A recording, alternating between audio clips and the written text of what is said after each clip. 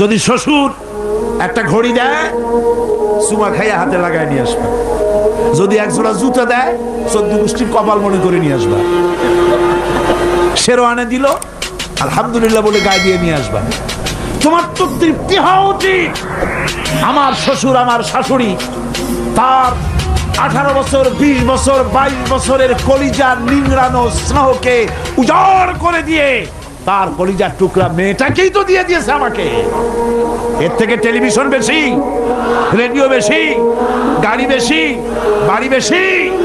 বিবাহ করবা মহব্বত করে, নিজের টাকা দিয়া, বাপের টাকা দিয়া, সোনা দিয়া, দানা দিয়া, কসমেটিক্স দিয়ে, সুন্দর সুন্দর শাড়ি দিয়ে সাজাইয়া, রানীর মর্যাদা দিয়ে বাড়িতে এনে সম্মানের সাথে রাখবে। জীবনে খোটা দিবা না।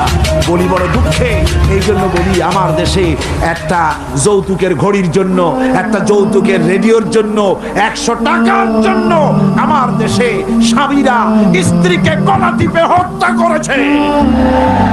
এরা মানুষ না জানোয়ার।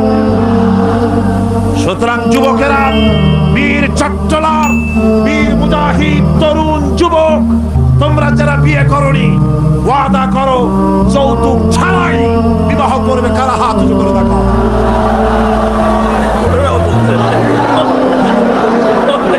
বুড়ারা হাত তুললে তো মনে হয় না আবার বিয়ে করতে চায়। বুড়ারা না, জওয়ানেরা। জওয়ান বসো বসো বসো বসো। আলহামদুলিল্লাহ, আলহামদুলিল্লাহ।